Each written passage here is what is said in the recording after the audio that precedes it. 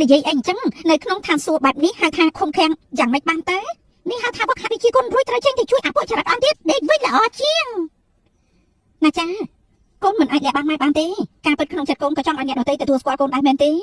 ប៉ុន្តែព្រោះតែអ្នកដទៃមានអគតិទៅកូនមានអារម្មណ៍ថាអយុត្តិធម៌ធ្វើឲ្យស្អប់ពួកគេមែនទេគ្មានតែទេយ៉ាប់រត់តូចបីរត់ចេញមកក្រៅចឹងយ៉ាប់រត់តូច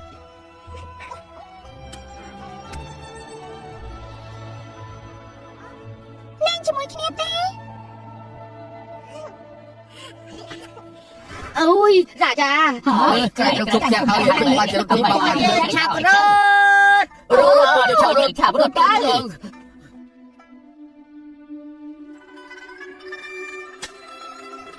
បិសាចមកសាប់ទៅបិសាចទៅបិសាចទៅបិសាចទៅបិសាចទៅបិសាចទៅចឹងទៅបិសាចទៅអេកូនឆ្លាតកុំអស់សង្ឃឹមអីវឹកហាត់ជោគជ័យពេលណាកូននឹងបានចេញទៅបង្ក្រាបបិសាចជាមួយពុកម៉ែជួយដល់អ្នកស្រុងបង្ក្រាបបិសាចដើម្បីពួកវាយល់សពទៅពួកវាធ្វើដូចខ្ញុំជាបិសាចអញ្ចឹងខ្ញុំនឹងជាបិសាចឲ្យពួកវាឃើញណាចាកូនមើលទៅថ្ងៃនេះត្រូវប្រាប់ការពិតដល់កូនហើយ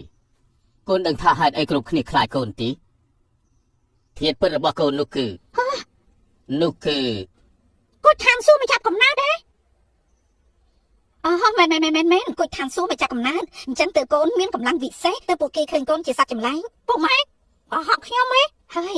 កូនសាក់គិតមើលទៅពុកនឹងម៉ែជាមនុស្សមិននឹងអាចមានកូនជាបិសាចបានចុះមិនបានប្រាប់គេឯងថាខ្ញុំជាគាត់ឋានសួគ៌មកចាប់កំណើតគាត់ស្ថានសួគ៌មកចាប់កំណើតជាអាវុធសំខាន់ដែលទីវតាជាន់ខ្ពស់ផ្ដល់ឲ្យមនុស្សខាងក្រៅឲ្យមានតួនាទីសំខាន់បម្រើឋានសួគ៌ការសម្បត្តិឋានសួគ៌មិនអាចបើកចំហទេគាត់ឋានសួគ៌ចិត្តមនុស្សប្រកបដោយសាច់ឈាមបើកូនមើលឃើញពួកគេជាសាច់ញាតិជិតស្និទ្ធប្រើឥទ្ធិពលបង្ក្រាបបិសាចដើម្បីពួកគេមិននឹងអាចមើលឃើញកូនជាបិសាចបាន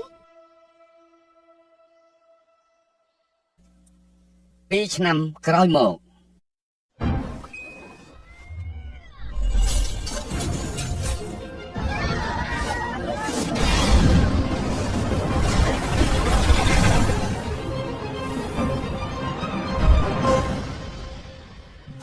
ហន់ខ្លាំងណាស់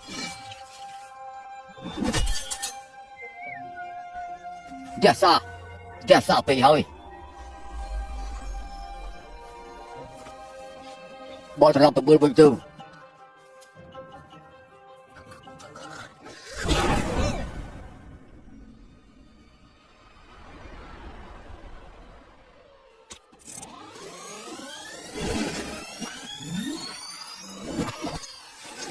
មើលត្រង់នេះ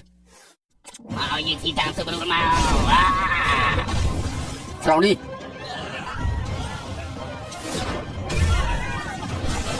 ហើយទៅត្រង់នេះអ្វីដែលឯងធ្វើគឺដើម្បីចាត់ការបិសាចជាអង្សរប៉ុន្តែវិជានេះត្រូវបាត់បង់ប្រមាណដែរមិនមនុស្សពិតប្រាកដផងចឹងរំភើបចិត្តទៅកើតមើលតាមរយៈការវឹកហាត់របស់ឯងមានចិត្តគំនិតចង់អាឃាតលោកគ្រូទុកលំពេងភ្លើងនេះកណាត់សោតសិនទៅដរាបណាគេមិនចេះគ្រប់គ្រងខ្លួនឯងកុំឲ្យគេប្រើអាវុធខ្លាំងខ្លាទៀតអ្នកណាខ្វល់ទៅយកទៅវិញទៅអុយខ្ញុំរៀបជាថារួចអស់ហើយចេញទៅបង្ក្រាបបិសាចបានហើយមែនទេ